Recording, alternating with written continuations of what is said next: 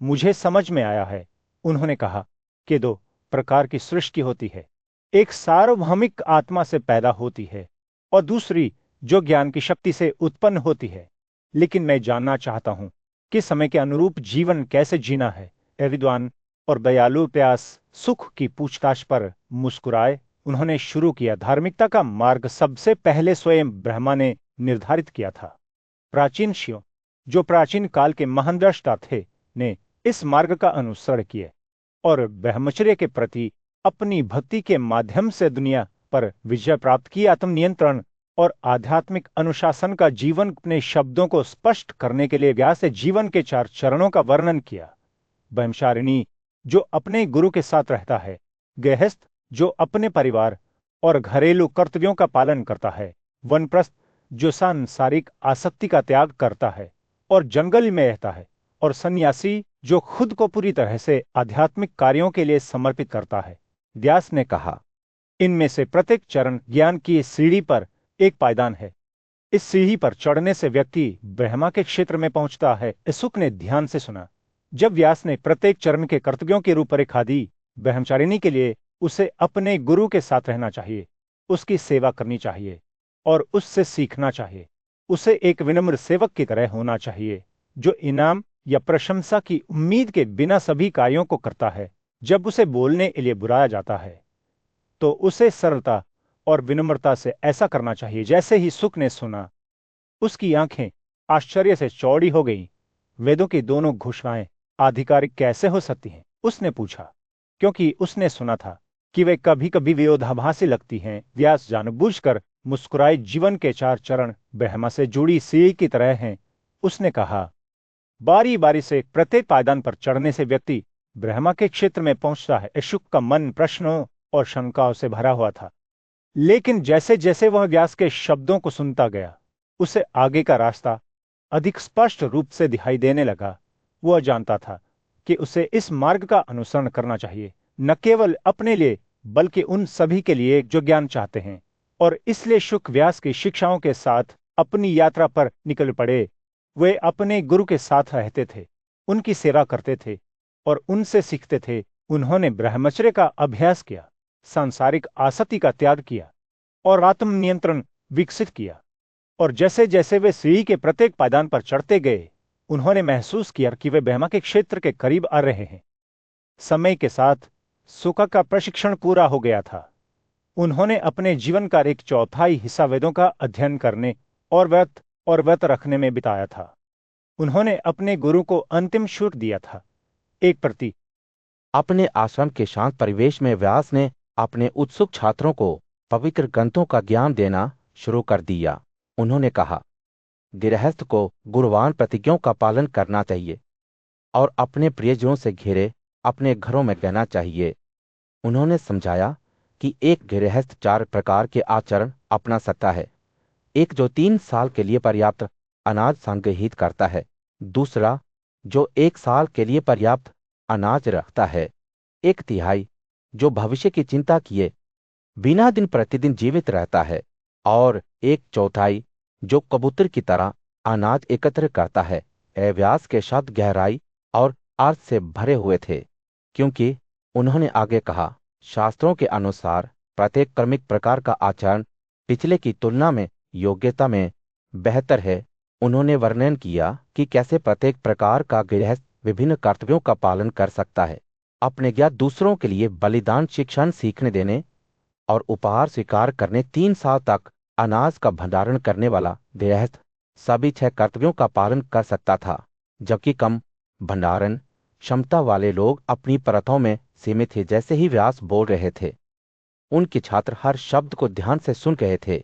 उन्होंने इस बात पर जोर दिया कि कभी भी केवल व्यक्तिगत उपयोग के लिए भोजन नहीं पकाया जाना चाहिए और न ही बलिदान के अलावा जानवरों को मारना चाहिए। यदि आपको किसी जानवर को मारना है या किसी पेड़ को काटना है, तो उन्होंने धीरे से कहा, ऐसा यजु में निर्धारित अनुष्ठान के अनुसार करें, क्योंकि ये सजीव और निर्जीव दोनों अस्तित्वों के कारण हैं। व्यास के शब्द आश्रम में बहने वाली एक कोमल धारा की तरह थे, जो उनके छात्रों के मन को शांत और शांत करती थी। उन्होंने उन्हें दिन या रात में सोने सुबह और शाम के बीच 2 बार खाने और अपनी पत्नियों को सोने के लिए बुलाने के खिलाफ आगाह किया। अपने घरों में उन्होंने कहा, किसी भी ब्राह्मण को बिना भोजन के या बिना पूजा के नहीं छोड़ा जाना चाहिए। जैसे ही सूर्य अस्त होने लगा, रास के छात्रों ने अपने भीतर शांति की भावना महसूस की। वे जानते थे कि उन्हें घरेलू जीवन जीने के लिए मूल्यवान मार्गदर्शन दिया गया है। व्यास ने आगे कहा, आपको उन मेहमानों की पूजा करनी चाहिए जो बलिदान चढ़ाते हैं, जो वैदिक विद्या से शुद्ध होते हैं और उत्कृष्ट प्रतिज्ञाओं का पालन करते हैं। उन्होंने समझाया कि शास्त्रों में कहा गया है कि जो कुछ भी देवताओं और पितरों को बलिदान और धार्मिक संस्कारों में चढ़ाया जाता है, वह ऐसे मेहमानों की सेवा के लिए होता है। जैसे जैसे रात घटी गई, व्यास के छात्र अपने घरों में चले गए। उनके दिमाग ज्ञान से भर गए जो उन्हें मिला था। वे जानते थे कि उन्हें ब्रह्मचारियों और सन्यासियों को भोजन देना चाहिए, और खा जाता था कि एक गृहस्थ जो खुद खाने से पहले सभी रिश्तेदारों और नौकरों को खाना खिलाता था, वह विघासा खाता था। यज्ञ में चढ़ाए गए भोजन के अवशेष अमृत होते थे, जिसका वास्तव में स्वाद केवल वही ले सकते थे जिन्होंने दूसरों को खिलाया था। अगली सुबह व्यास के छात्र फिर से उनके चारों ओर जमा हो गए। उन्होंने अपनी विवाहित पत्नी के साथ संतुष्ट रहने, द्वेष से बचने और उनकी इंद्रियों को वश में करने के महत्व के बारे में बात की। आपको कभी भी अपने त्रिपुरों के साथ झगड़ा नहीं करना चाहिए। एक शांत जंगल में भीष्म चिंतन में बैठे थे। उनकी आंखें युधिष्ठिर की ओर गहरी बुद्धि के साथ देख रही थी। मेरे बेटे, उन्होंने शुरू किया, आपको घरेलू जीवन के कर्तव्यों के बारे में सिखाया गया है, जैसा कि बुद्धिमानों द्वारा निर्धारित किया गया है। अब मैं आपको अगले चरण के बारे में बताऊंगा, जिसे सबसे उत्कृष्ट माना जाता है। वानप्रस्थ मोर। जैसे ही भीष्म बोल रहे थे, उनके शब्दों से जंगल में एक हल्की हवा बह रही थी, जो पत्तियों को खिला रही थी और उपस्थित लोगों की इंद्रियों को जगा रही थी। जब कोई गृहस्थ बुढ़ापे में पहुंच जाता है, तो उसके शरीर पर झुर्रियां और सिर पर सफेद बाल होते हैं, तो उसे जंगल में चले जाना चाहिए। भीष्म ने आगे कहा, यह उसके जीवन का तीसरा भार है जहां वह वानप्रस्थ मोर का पालन करेगा। पूज्यश्री व्यास ने सहमति में सिर हिलाते हुए भीष्म से कहा, उन्होंने कई बुद्धिमान लोगों को इस मार्ग पर चलते देखा था और वे इसके महत्व को जानते थे। व्यास की आंखें ज्ञान से चमक उठीं और उन्होंने कहा, इस अवस्था में व्यक्ति को उनकी आहार का ध्यान रखना चाहिए, जैसा कि उन्होंने घरेलू जीवन के दौरान किया था। उन्हें बलिदान करने की इच्छा होनी चाहिए और निर्धारित अनुष्ठानों के अनुसार देवताओं की पूजा करनी चाहिए, जैसा कि भीष्म ने आगे कहा।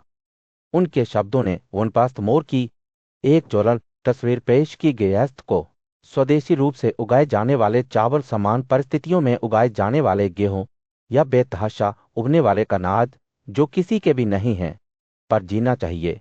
उन्होंने कहा, उन्हें मेहमानों को खिलाने के बाद जो बचा है उसे खाना चाहिए और 5 प्रसिद्ध बलिदानों में स्पष्ट माखन का प्रसाद प्रस्तुत करना चाहिए। जैसे ही सूर्य अस्त होने लगा, जंगल पर एक गर्म नारंगी चमक डालते हुए भीष्म ने इस तरीके से पालन के लिए निर्धारित 4 प्रकार के आचरण के बारे में बात की। कुछ ने केवल वही एकत्र किया जो दिन के लिए आवश्यक था, जबकि अन्य ने अनाज और अन्य आवश्यकताओं को संग्रहित किया जो 12 साल तक चलने के लिए पर्याप्त था। व्यास ने कहा, वन एकांत इस तरह से काम कर सकते हैं मेहमानों की पूजा करने और बलिदान करने के लिए। जैसे जैसे रात ढलती गई, जंगल निशाचर प्राणियों की आवाजों से जीवंत हो गया। भीष्म के शब्दों ने सरलता और तपस्या का एक चित्र बनाया। जैसा कि उन्होंने वानप्रस्थ मोर में रहने वालों की आदतों का वर्णन किया, वे खाली मिट्टी पर बैठते और सोते थे, अपने पैर की उंगलियों पर खड़े होते थे और खुद को घास की छोटी चटाई से संतुष्ट करते थे। अगली सुबह व्यास ने चौथे और अंतिम चरण त्याग के बारे में बात करते हुए अपना प्रवचन जारी रखा।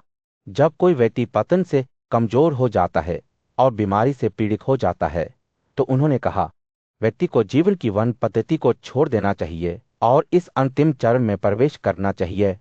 भीष्म ने सहमति में सिर हिलाया। उसकी आंखें गहरी समझ के साथ चमक रही थीं। इस अंतिम चरण में व्यास ने समझाया, किसी को एक ऐसा यज्ञ करना चाहिए जिसे एक ही दिन में पूरा किया जा सके। दक्षिण या पुजारी को उपहार वह सब कुछ होना चाहिए जो उसके पास होना चाहिए। उसे स्वयं अपना श्राद्ध करना चाहिए। व्यास ने कहा। एक शांत जंगल के शांत परिवेश में सुख ने व्यास से एक दिलचस्प सवाल पूछा। जीवन के सर्वोच्च सिद्धांतों के अनुसार बहते हुए उन्होंने पूछा, जो व्यक्ति परम सत्य और ज्ञान प्राप्त करने का प्रयास करता है, उसे अपनी आत्मा को योग के मार्ग पर कैसे स्थापित करना चाहिए? पूज्य श्री व्यास अपने ज्ञान को साझा करते हुए जानते बूझते मुस्कुराए। मेरे प्रिय सुख, सबसे पहले ब्रह्मचर्य और गृहस्थता के अभ्यास के माध्यम से आचरण और शरीर की शुद्धता विकसित करनी चाहिए। जीवन के ये दो तरीके आपके मन और हृदय को इस पवित्र यात्रा के अगले चरण के लिए तैयार करेंगे। जैसे ही व्यास बोल रहे थे, एक हल्की हवा आसपास के पेड़ों के पत्तों पर घूम रही थी, जो अपने साथ प्राचीन ज्ञान की फुसफुसाहट ले जा रही थी। जब आप मन और हृदय के सभी दोषों को वश में कर लेते हैं, तो आपको जीवन की सबसे उत्कृष्ट पद्धति संन्यास या त्याग में जाना चाहिए। यह वो मार्ग है जहां व्यक्ति सांसारिक आसक्ति का त्याग करता है और केवल ज्ञान के सर्वोच्च उद्देश्य को प्राप्त करने पर ध्यान केंद्रित करता है। प्रत्येक शब्द के साथ व्यास की आंखें एक आंतरिक प्रकाश से चमकती दिखी, जैसे कि सत्य का सार ही प्रकट हो रहा है। जो साथी के बिना योग का अभ्यास करता है, जो सब कुछ अपने स्वयं के पुनरावृत्ति के रूप में देखता है और जो कभी भी कुछ भी नहीं छोड़ता है, वह कभी भी मुक्ति से दूर नहीं होगा। जैसे ही सूरज डूबने लगा, परिदृश्य पर एक गर्म नारंगी चमक डालते हुए व्यास के शब्दों ने एक गहरा महत्व ले लिया। भिक्षु को बलिदान की आड़ या एक निश्चित निवास के बिना रहना चाहिए। उन्हें गांवों में भोजन के लिए भीख मांगनी चाहिए, कल के लिए भंडारण किए बिना हर दिन अपना भरण पोषण करना चाहिए। तपस्या करते समय उनका दिल परम पर टीका होना चाहिए। इस शाम और शांतिपूर्ण वातावरण में व्यास के शब्द ज्ञान की एक रेखा बनाते हैं, जो सुख को अंतिम लक्ष्य की ओर ले जाते हैं। भिक्षु को उचित नियमों के तहत कम खाना चाहिए, दिन में एक बार से अधिक नहीं। उन्हें चिथड़े पहनने चाहिए, एकांत में रहना चाहिए और सभी प्राणियों के प्रति उदासीन रहना चाहिए। उनके अस्तित्व का सार आसक्ति से मुक्त होना चाहिए। जैसे जैसे रात पड़ने लगी, जंगल में गहरा नीला रंग छा गया।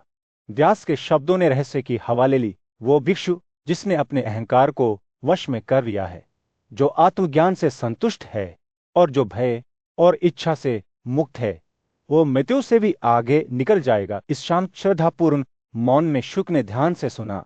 जब व्यास ने परम सत्य के रहस्यों को प्रकट किया, देवता उन्हें एक ऐसे ब्राह्मण के रूप में जानते हैं जो आसक्ति से मुक्त है, जो एकांत में रहता है, जिसका दिल शांत है और जिनके दिन धर्म के लिए समर्पित हैं। वे उन्हें ऐसे व्यक्ति के रूप में जानते हैं जिसने सभी प्राणियों के प्रति करुणा का आश्वासन दिया है। जैसे ही रात के आकाश में तारे चमकने लगे, व्यास के शब्द अपने चरम पर पहुंचे। सभी प्राणियों के लिए हानिरहितता के आश्वासन का उपहार योग्यता के मामले में अन्य सभी उपहारों से परे है। वह जो एक शांत और शांत वातावरण में व्यास ने अपने समर्पित छात्र को अपना गहन ज्ञान प्रदान करना शुरू कर दिया।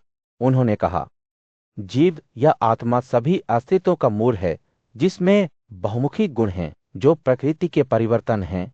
जैसे ही उन्होंने बात की, वातावरण श्रद्धा की हवा से भर गया, जैसे कि सत्य का सार प्रकट हो रहा था। व्यास ने इंद्रियों, मन और आत्मा के बीच के जटिल संबंधों की व्याख्या करना जारी रखा, एक कुशल सारथी की तरह जो विश्वासघाती इलाकों से गुजरता है। उन्होंने कहा, आत्मा अपनी इंद्रियों की सहायता से जीवन की जटिलताओं को चलाती है, जो अच्छी तरह से प्रशिक्षित घोड़ों की तरह हैं। इंद्रियों की वस्तुएं स्वयं इंद्रियों से श्रेष्ठ थीं, जबकि मन उन वस्तुओं से ऊपर खड़ा था।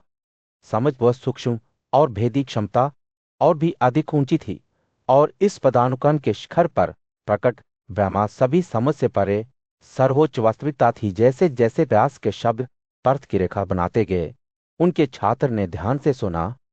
उन्होंने योगी के बारे में बात की, जो गहन चिंतन और आत्म नियंत्रण के माध्यम से इंद्रियों और उनकी वस्तुओं को आंतरिक आत्मा में मिला सकते थे। चेतना की तीन अवस्थाओं, वस्तु, विचार, विचार का कार्य और विचारक पर चिंतन करने से योगी नश्वर अस्तित्व की सीमाओं को पार कर सकते हैं। दास ने कहा, जब किसी का हृदय शुद्ध हो जाता है और व्यक्ति अपनी वास्तविक प्रकृति के साथ सद्भाव में रहता है तो सर्वोच्च सुख प्राप्त होता है। व्यास के शब्दों को सुनकर छात्र की आंखें समझ से चमक उठी। उन्हें एहसास हुआ कि यह केवल एक दार्शनिक प्रवचन नहीं था, बल्कि जन्म और मृत्यु के चक्र से मुक्ति का मार्ग था। ऐसी स्थिति हासिल करने वाले योगी एक स्थिर रोग की तरह रहते थे, जो अपनी शांति में अडिग थे। जैसे ही रास ने अपनी प्रारंभिक व्याख्या समाप्त की, उन्होंने सत्य को समझने में विश्वास और ईमानदारी के महत्व पर जोर दिया। उन्होंने कहा, यह ज्ञान किसी को भी नहीं दिया जाना चाहिए, बल्कि उन लोगों को दिया जाना चाहिए जिनके पास शांत आत्मा, आत्म संयम और वेदों की गहरी समझ है। छात्र ने ध्यान से सुना। जब व्यास ने इस पवित्र ज्ञान को प्राप्त करने के लिए योग्यताओं को रेखांकित किया, अंत में सौम्य पूछताछ की हवा के साथ व्यास ने अपने छात्र से पूछा, मुझे बताइए, आप अभी भी क्या समझना चाहते हैं? आपके दिमाग में कौन सी शंकाएं बनी हुई हैं? जैसे ही उन्होंने बात की, सूर्य और चंद्रमा क्षितिज से ऊपर उठते हुए दिखाई दिए। ज्ञान के परिदृश्य को कौशल करते हुए वातावरण प्रत्याशा से भरा हुआ था, जैसे कि अस्तित्व के रहस्य प्रकट होने वाले थे। एक शांत वातावरण में महान श्री व्यास के एक समर्पित छात्र शोका विस्मय में बैठे हुए अध्याय के रहस्यों पर और अधिक ज्ञान की खोज कर रहे थे। श्रद्धा और जिज्ञासा के साथ उन्होंने व्यास से इस गहन विषय पर विस्तार से बात करने के लिए कहा। व्यास तारों की तरह चमकती अपनी बुद्धिमान आंखों के साथ ज्ञान की एक चित्रमाला बुनने लगे। उन्होंने कहा, आत्मा वह सा है जो सभी जीवित प्राणियों में व्याप्त है। यह 5 मूलभूत संस्थाओं से बना है: पृथ्वी, जल, प्रकाश, वायु और अंतरिक्ष। ये तत्व हालांकि पदार्थ में एक हैं, सृष्टि के विशिष्ट पहलुओं के रूप में प्रकट होते हैं, जैसे कि समुद्र की लहरें। जैसा कि व्यास ने कहा, सुख का मन एक कछुए के अपने अंगों को फैलाने और उन्हें फिर से वापस लेने की उपमा से मोहित हो गया था। ठीक वैसे ही व्यास ने समझाया, 5 महान सत्ताएं परिवर्तन से गुजरती हैं, ब्रह्मांड में सभी चीजों का निर्माण और विनाश करती हैं। सृष्टिकर्ता ने इन तत्वों को विभिन्न उद्देश्यों की पूर्ति के लिए प्राणियों के बीच असमान रूप से वितरित किया है, जिनमें से प्रत्येक का अपना अनूठा अनुपात है।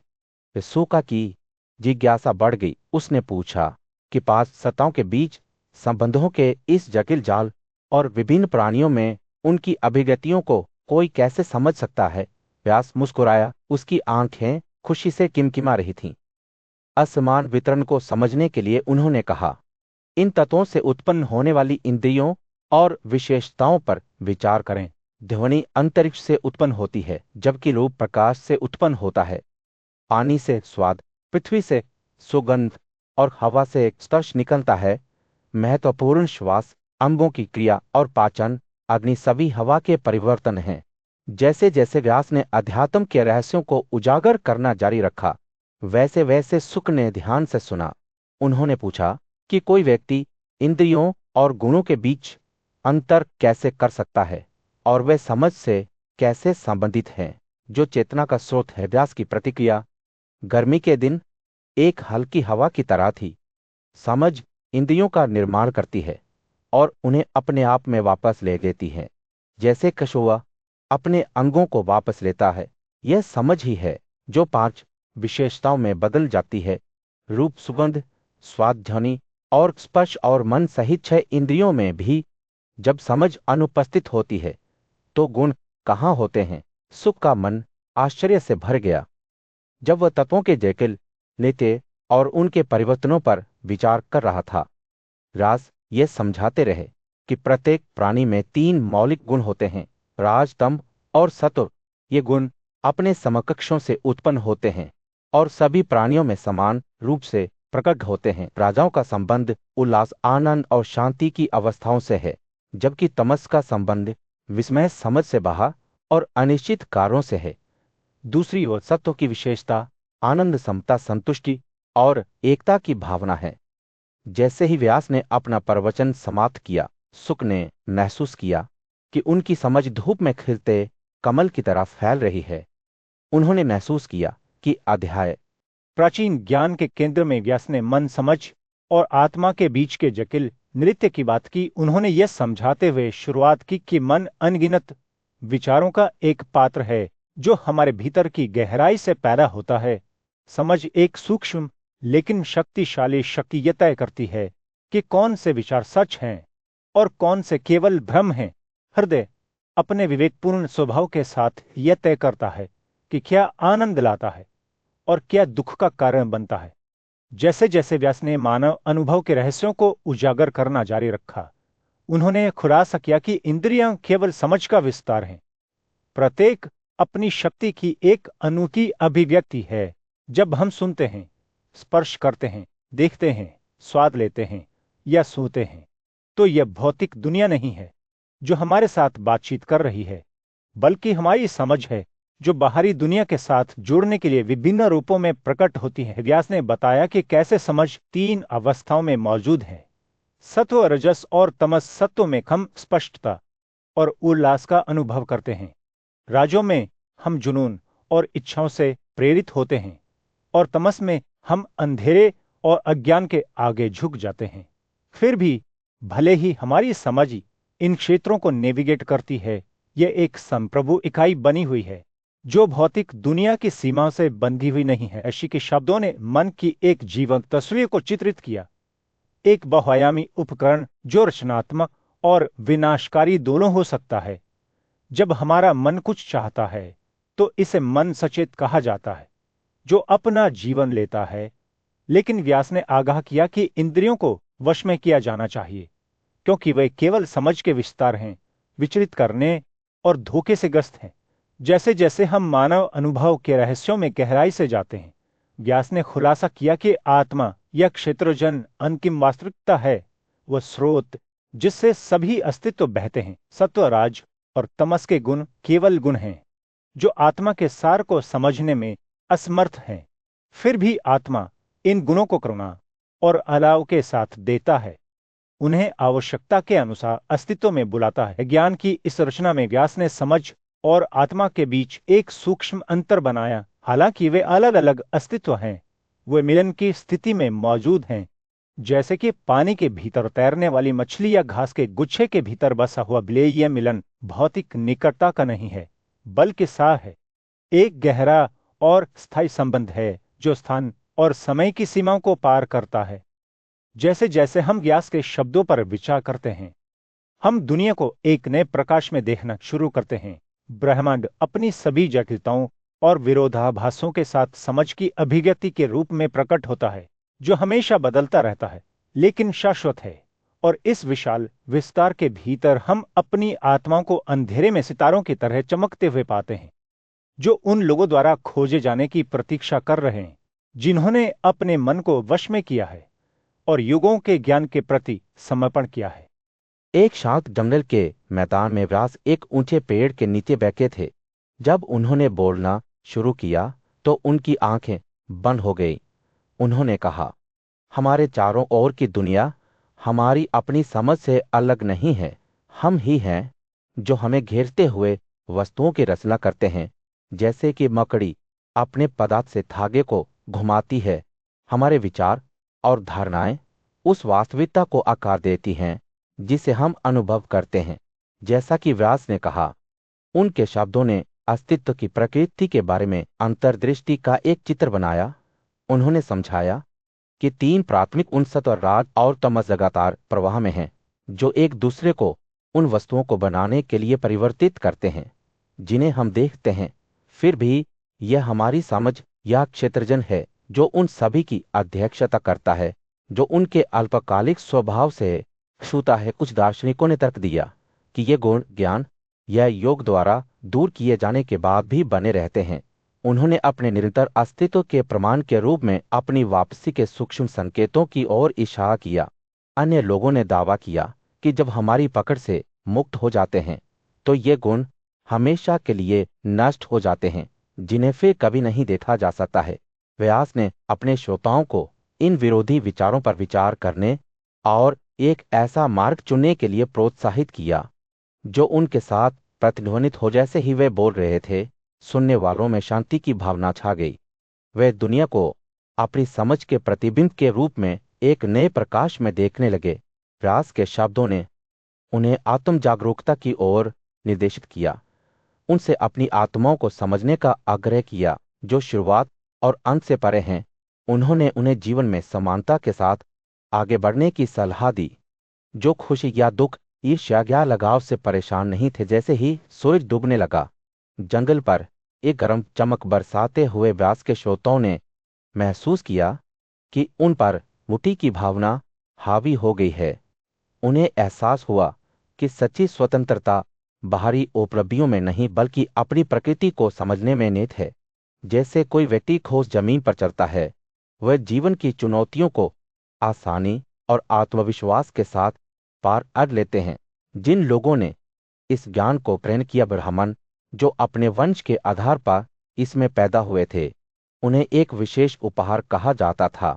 आत्मा और उसके मूल स्वभाव के बारे में उनकी समझ ने उन्हें उच्च आनंद की ओर अग्रसर किया, एक ऐसी स्थिति जो मुक्ति के लिए पर्याप्त थी और सच्ची शिक्षा की पहचान थी।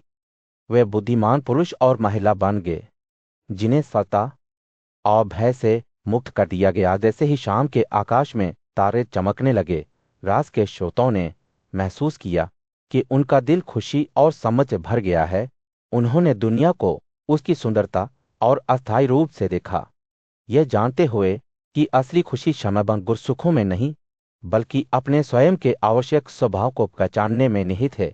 और इसलिए वे भय और दुख से मुक्त युगों के ज्ञान से निर्देशित होकर आगे बढ़े और अपनी आत्मा के ज्ञान से ताज पहनाया। जब सुका अपने बुद्धिमान और पूजनीय गुरु व्यास के पास पहुंचा तो सूर्य मुश्किल से शांत परिदृश्य में उग आया था।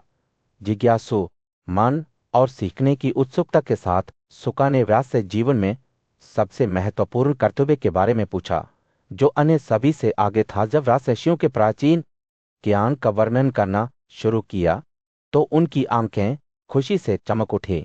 उन्होंने कहा, इंद्रियां अनियंत्रित बच्चों की तरह होती हैं जो बुरी आदतों में पड़ जाते हैं।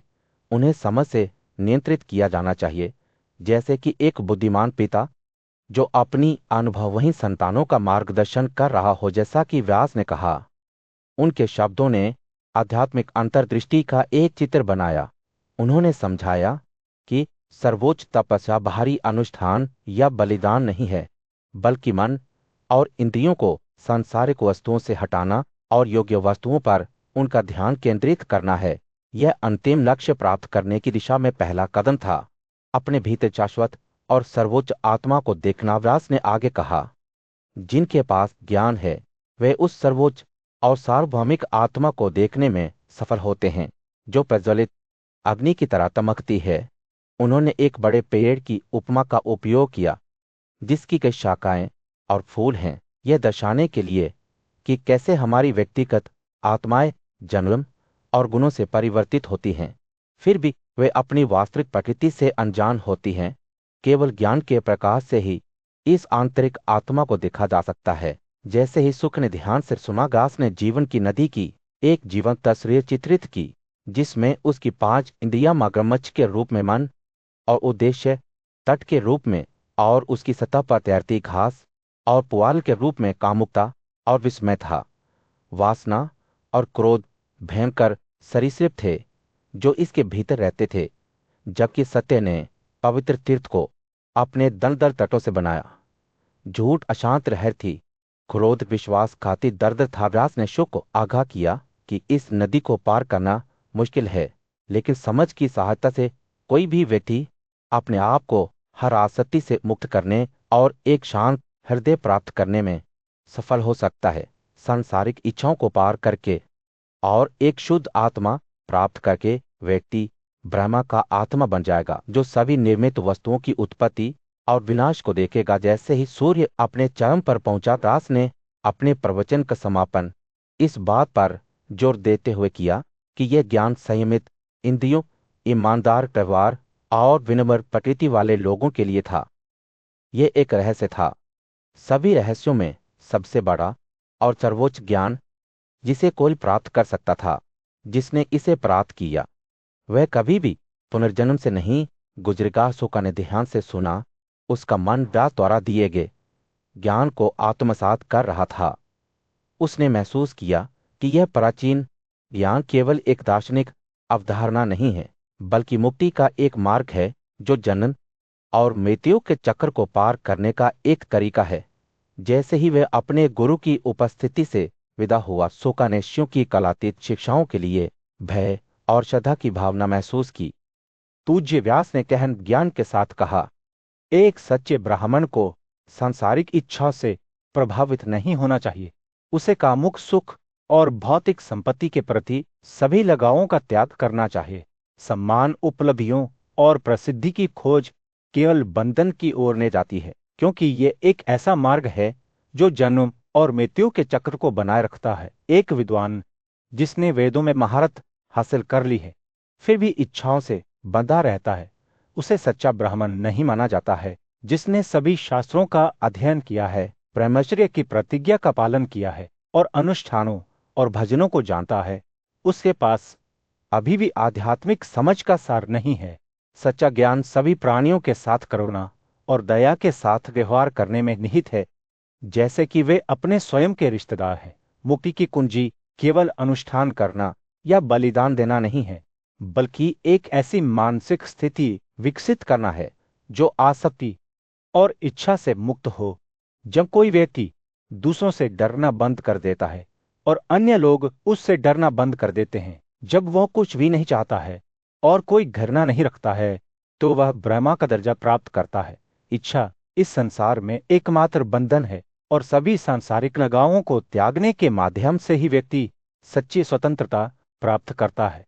जैसे चंद्रमा धुंधले बादलों से उभरता है, वैसे ही बुद्धिमान व्यक्ति जो इच्छा के दाग से मुक्त होता है, अपने समय की धैर्यपूर्वक प्रतीक्षा में रहता है। इस सांसारिक वस्तुओं का पीछा करना केवल अस्थायी सुख की ओर ले जाता है, जिसके परिणामस्वरूप अंततः स्वर्ग से भी दूर हो जाता है। सच्चा आनंद आंतरिक शांति और संतुष्टि की स्थिति विकसित करने में निहित है, जो एक शांत समझ से इंगित होता है, जो प्यास के साथ साथ दुख और संदेह को भड़काता है।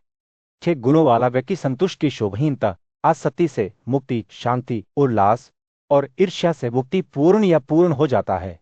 जो लोग शरीर की सभी चेतनाओं को पार करते हैं और भीतर की आत्मा को जानते हैं, वे छह संस्थाओं की सहायता से मुक्ति प्राप्त करते हैं।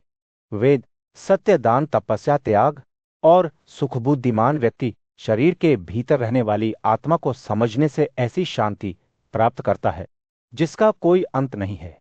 अपने मन को सभी दिशाओं में भटकने से रोकने और उसे पूरी तरह से आत्मा पर स्थापित करने से वह जो संतुष्टि प्राप्त करता है, वह अद्वितीय है। जो योग ध्यान में लगे रहते हैं, अपनी इंद्रियों को अयोग्य भोग से निलंबित करते हुए, उन्हें ब्राह्मण कहा जाता है। ऐसा व्यक्ति दूसरों से अलग होता है, आत्मा से अपनी खुशी प्राप्त करता है। उसका सुख लगातार चंद्र दिश की तरह प्रकाश वाले पखवाड़े में बढ़ता है और आनंद उस योगी के दुखों को दूर करता है जो स्थूल और सूक्ष्म दोनों तत्वों से परे है। पतन और मृत्यु उस ब्राह्मण पर हमला नहीं कर सकते जो कर्मों के दायरे से परे चला गया है, जिसने स्वयं गुणों के विनाश को पार कर लिया है और जो अब सांसारिक वस्तुओं से आसक्त नहीं है। योगी सब कुछ से मुक्त, आसक्ति और घृणा दोनों को पार करने वाली स्थिति में रहता है और इस तरह इस जीवन में भी अपनी इंद्रियों और उनकी सभी वस्तुओं को पार कर जाता है। प्राचीन भारत के एक शांत कोने में एक पूज्यशी और कथाकार व्यास अपने शिष्य के साथ बैठे थे, जो ब्रह्मांड के रहस्यों को साझा करने के लिए उत्सुक थे। शिष्य ने जीवन की छोटी चिंताओं को पार कर लिया था। मुक्ति की गहरी समझ की तलाश में व्यास ने वास्तविकता की प्रकृति की गहन खोज अध्याय की शिक्षाओं को याद करते हुए शुरुआत की। उन्होंने कहा, अंतरिक्ष वो खाली अंतराल है जो हम सभी को घेरता है। ये हमारे कानों का सार है जो हवा की फुसफुसाहट सुन सकता है। अस्तित्व का विज्ञान हमें सिखाता है कि अंतरिक्ष में ध्वनि एक विशेषता है, एक कंपन जो अस्तित्व के हर कोने में गूंजती है। जैसा कि व्यास ने कहा, उनकी आंखें एक आंतरिक प्रकाश से चमकती हैं जो तत्वों के बीच संबंधों के जटिल जाल को रोशन करती हैं। उन्होंने आगे कहा, जो पैर हमें अपनी यात्रा पर ले जाते हैं, उनमें हवा का सार होता है। जो महत्वपूर्ण श्वास हमें बनाए रखते हैं वे भी हवा से बने होते हैं, और यह स्पर्श के माध्यम से होता है कि हम अपने चारों ओर की दुनिया का अनुभव करते हैं।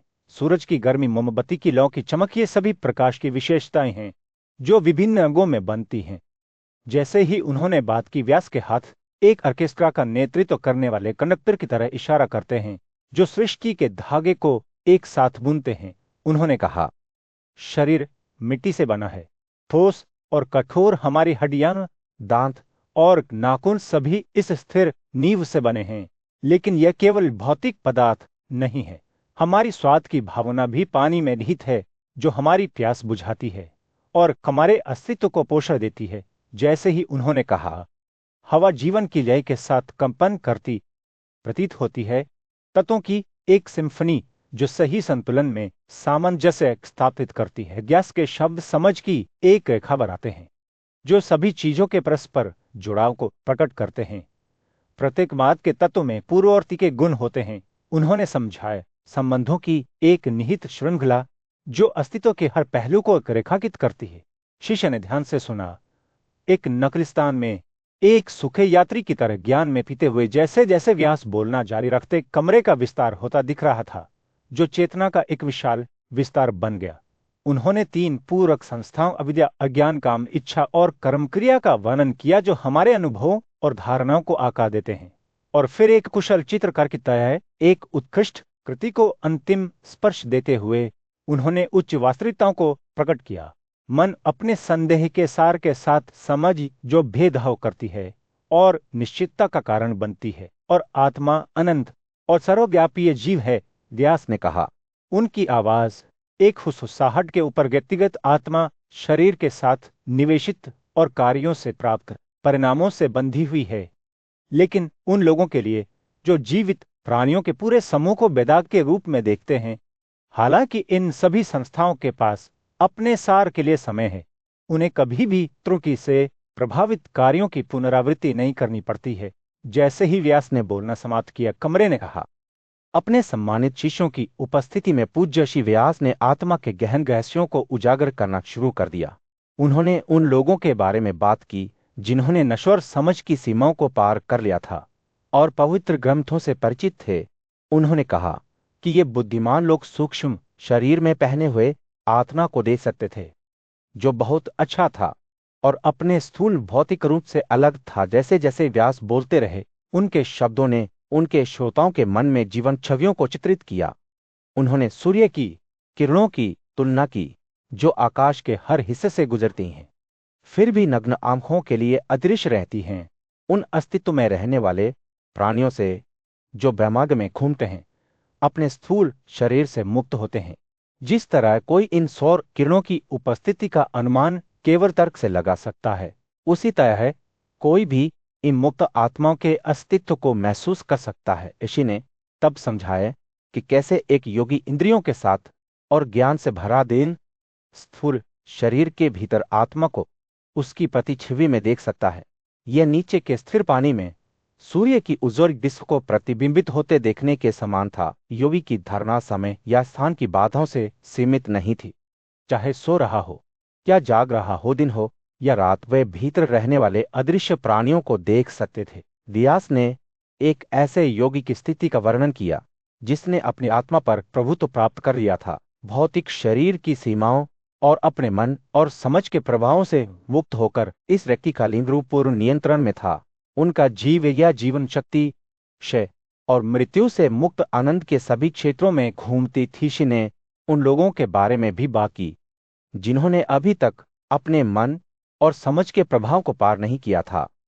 उन्होंने कहा कि ये व्यक्ति अभी भी अपने सपनों में भी अपने शरीर को दूसरे के शरीर से पहचान सकते थे, आनंद और दर्द दोनों का अनुभव करते थे।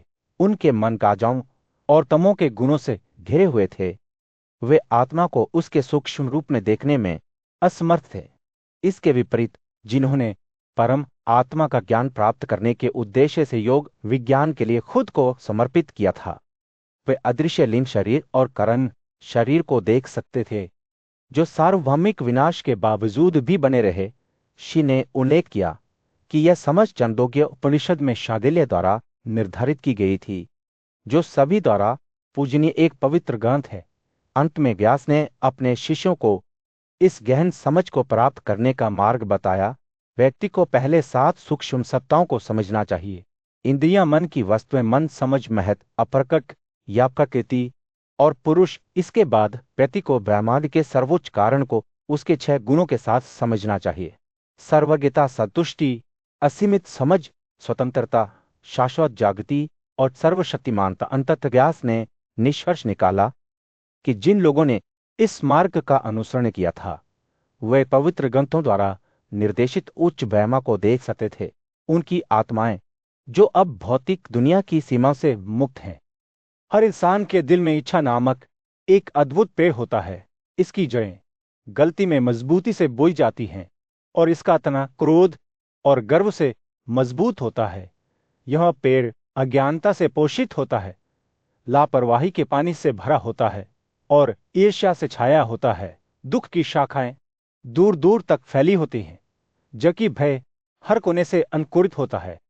इस पेड़ की पत्तियां हमेशा बदलती रहती हैं, क्योंकि लोगों की इच्छाएं हवा की तरह बदलती रहती हैं। सांसारिक वस्तुओं की प्यास तने के चारों ओर खुद को जकड़ लेती है, जिससे एक फंदा बनता है जो अत्यधिक लालची लोगों को लोहे की जंजीरों में बांध देता है।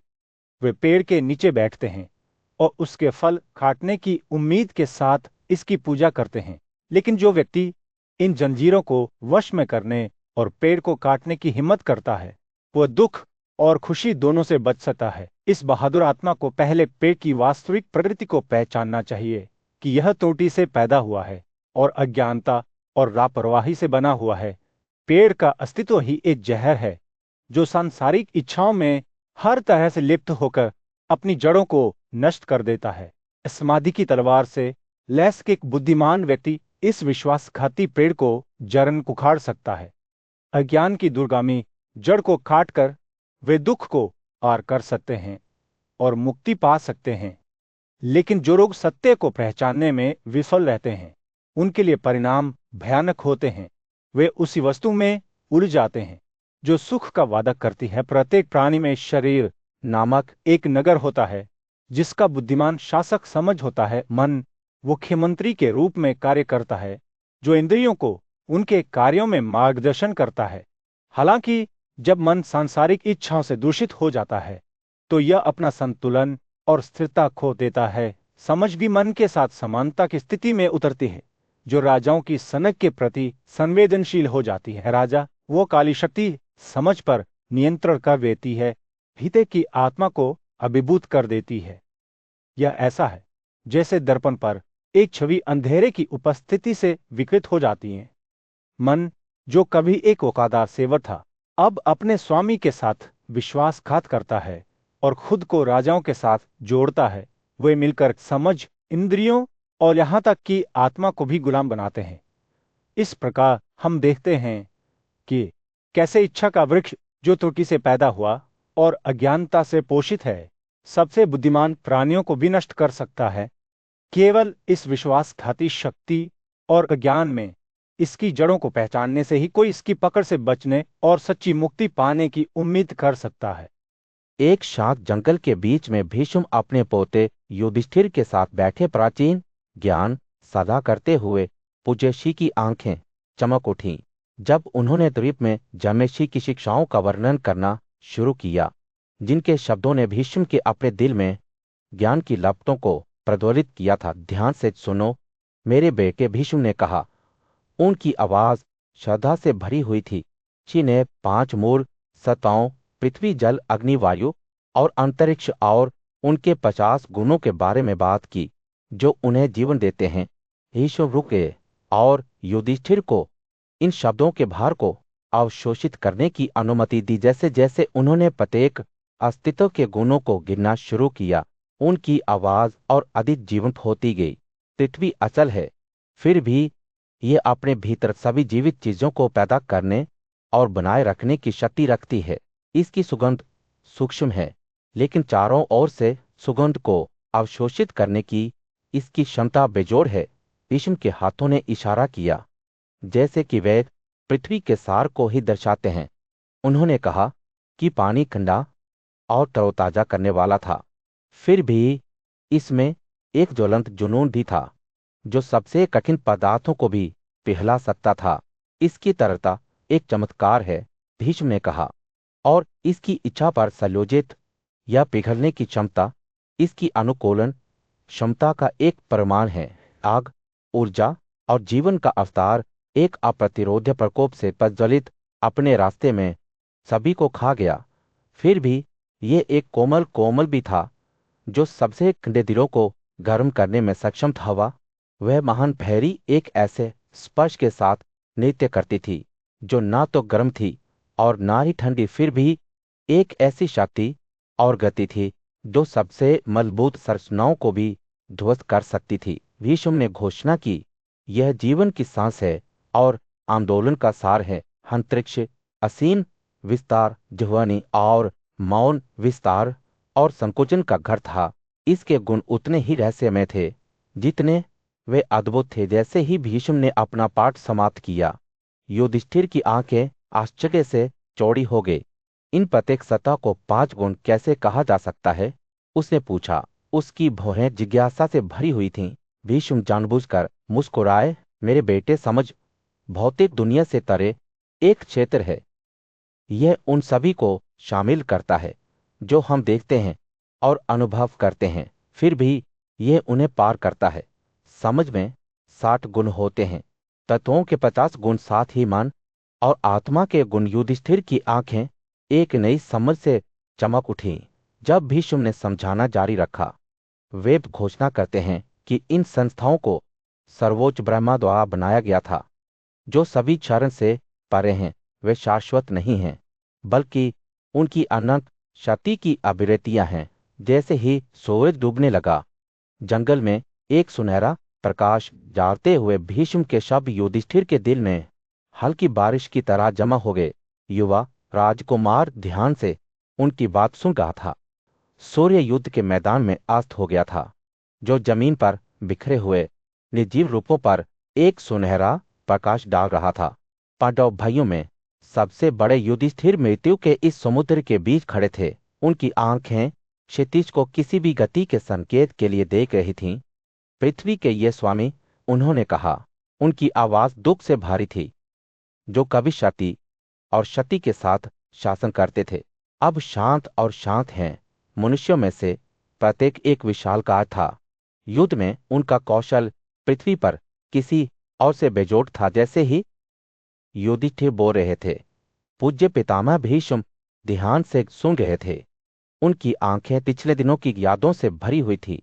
कृत युग में उन्होंने अपनी आवाज नीची और शांत करते हुए शुरू की। अनुकंपक नाम का एक राजा था। वह युद्ध से कमजोर हो गया था। उसकी सेनाएं शून्य हो गई थीं और उसका राज्य राख हो गया था। भीष्म के शब्दों ने युधिष्ठिर के दिमाग में एक जीवन चित्र चित्रित किया। एक समय के शक्तिशाली राजा जो अब भाग्य से पीछे आ गए थे। भीष्म ने आगे कहा, अनुकंपक का पुत्र हरि किसी और की तरह एक योद्धा था। खुद नारायण की तरह शक्तिशाली। वह बहादुरी से लड़ा, लेकिन अंततः युद्ध में अपने दुश्मनों के हाथों गिर गया। युधिष्ठिर को इस युवा राजकुमार के बारे में सोचकर दुख हुआ, जो जीवन के शुरुआती दिनों में ही नष्ट हो गया था। राजा अनुकंपक शोक में डूबा हुआ था। अपने बेटे के नुकसान को सहन करने में असमर्थ था। वह खोया हुआ और अकेला पृथ्वी पर घूमता रहा, जब तक कि उसे बुद्धिमान नारद का पता नहीं चला। राजा ने हरि की मृत्यु और अपने स्वयं के पतन की कहानी सुनाते हुए नारद को अपना दिल दिया। नारद ध्यान से सुन रहे थे। उनकी आंखें करुणा से भरी हुई थीं। मैं आपको एक कहानी सुनाऊंगा, उन्होंने कहा, जो आपको जीवन और मृत्यु की प्रकृति को समझने में मदद करेगी।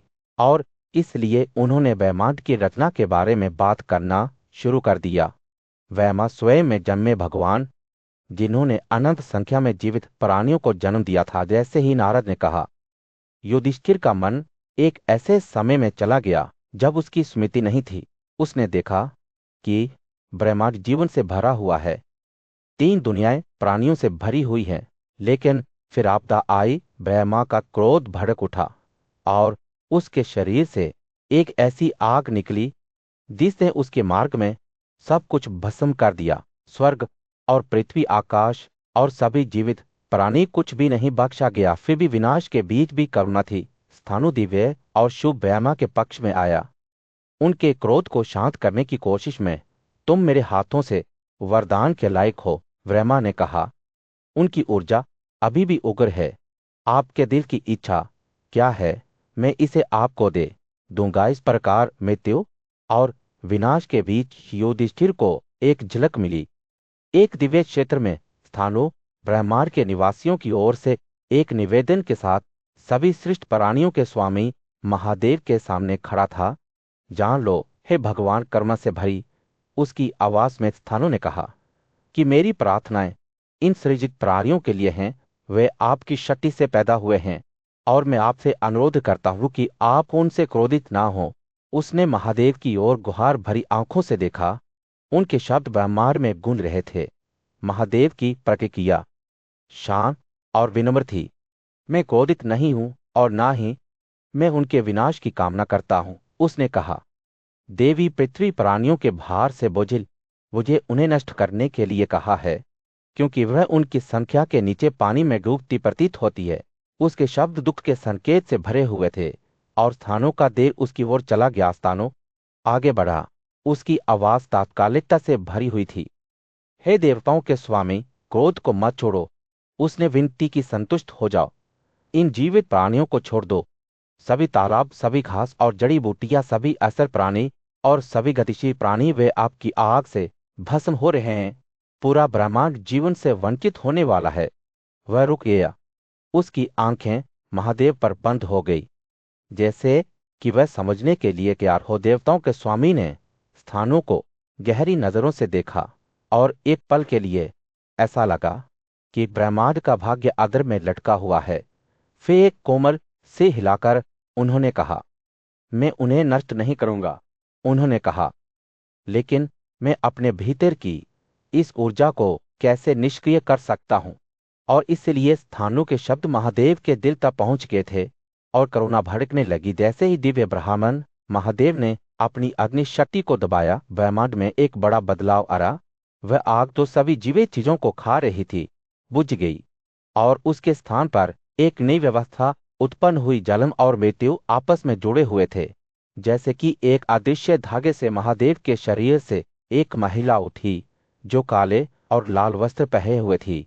उसकी आंखें अंधेरी रात जैसी थी। उसकी हथेलियां और कान दिव्य आभूषणों से सजे हुए थे। वह स्वयं के सामने खड़ी थी और उसने उससे ऐसी आवाज में बात की जो अनंत काल तक गूंजती रही। हे बेतिव, ब्रह्मांड के इन प्राणियों को मार डालो। उसने कहा, मैंने आपको क्रोध से भरकर बुलाया है और उनका विनाश करने का संकल्प लिया है। लेकिन जैसे ही उसने महादेव के शब्दों को सुना, देवी मृत्यु को दुख की एक पीड़ा महसूस हुई। उसने सभी प्राणियों के जीवन पर विचार किया, मूर्ख या विद्वान, और उसका दिल उन पर चला गया। बिना अपने आंसू गिरने दिए उसने उन्हें अपनी जोड़ी हुई हथेलियों में पकड़ लिया और महादेव से बात की, मैं उन्हें मार दूंगा। उसने कहा, लेकिन मैं आपसे एक विनती करता हूं, भगवान दया करें।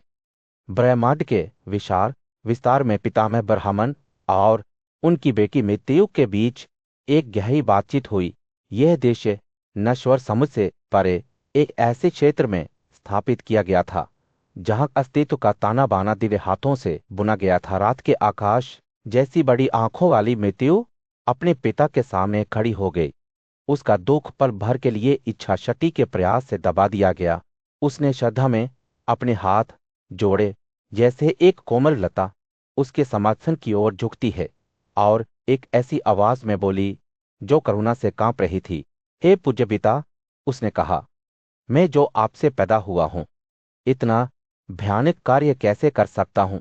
जीवित प्राणियों, निर्दोष शिशुओं, युवाओं और वृद्ध लोगों को मारने का विचार मुझे भय से भर देता है। मुझे कुछ अन्याय करने से डर लगता है। ब्राह्मण की प्रतिक्रिया गर्मी के दिन एक हल्की हवा की तरह थी, जो शांत और फिर भी दृढ़ थी। आप सभी प्राणियों के विनाश के लिए बने हुए हैं मृत्यु, उसने कहा। आगे बढ़ें और अपना कर्तव्य पूरा करें। इस कार्य के औचित्य या अन्यथा पर विचार ना करें। यह किया जाना चाहिए क्योंकि यह निर्धारित है हेमीतेउ अपने पिता के सामने खड़ी थी। उसकी आंखें उसकी ओर मुड़ गईं, लेकिन ऐसा लग रहा था कि वह जीवन से ही वंचित है। ब्राह्मण के शब्द एक चुनौती की तरह हवा में लटक गए। फिर भी मेत्यू चुप रही। भय और संदेह से जम गई दादी, उनकी अटूट इच्छा खुद चुप हो गई, जैसे कि उनके आदेश के परिणाम की प्रतीक्षा कर रही हों। उनकी नज़र ब्रह्मांड पर पड़ी और एक कोमल मुस्कान के साथ उन्होंने अपनी नजरें सृष्टि के विशाल विस्तार पर डाल दी। कहा जाता था कि जब ब्राह्मण का क्रोध कम हुआ तो मृत्यु उनके पक्ष से चली गई। वह धेनुका नामक पवित्र स्थान पर भटकती रही, जहां उसने 5 और 10 अरब वर्षों तक सबसे कठोर तपस्या का अभ्यास किया।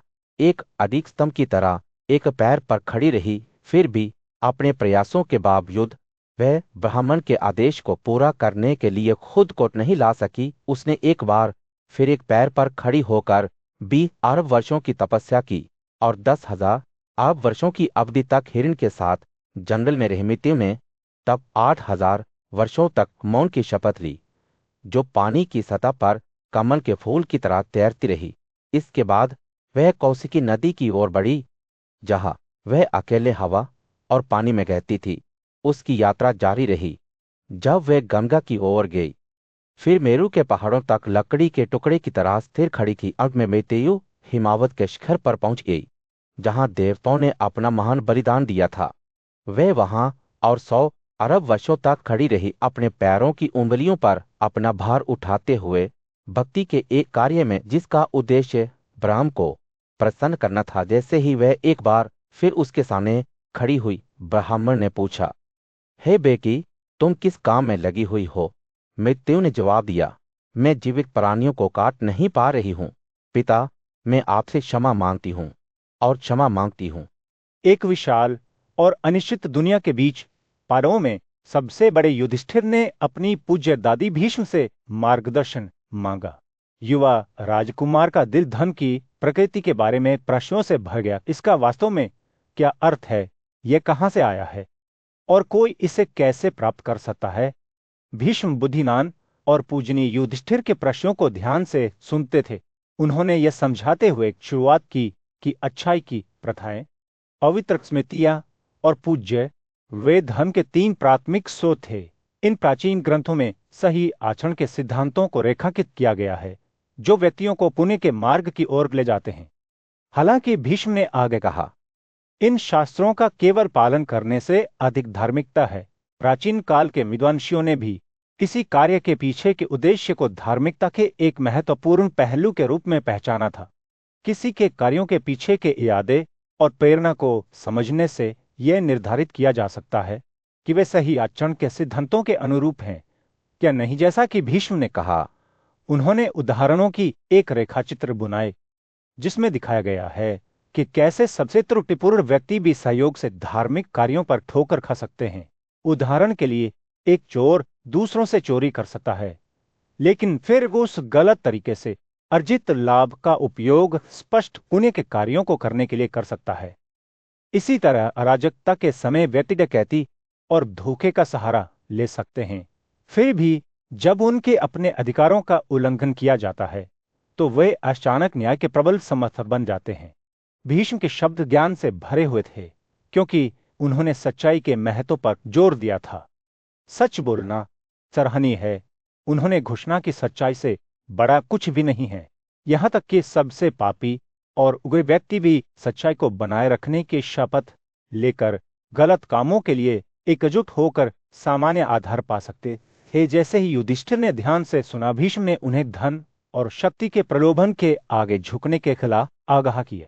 शक्तिशाली और धनी लोग अक्सर धन के सिद्धांतों को कमजोर मानते थे, लेकिन जब उनका अपना भाग्य प्रतिकूल हो गया तो उन्होंने इन आदर्शों का पालन करने के महत्व को महसूस किया। भीष्म के शब्द मानव स्वभाव की गहरी समझ से भरे हुए थे, जिससे पता चलता है कि कैसे व्यक्ति अक्सर अपनी खामियों को देखने में विफल रहते हैं, लेकिन आसानी से दूसरों की ओर इशारा करते हैं।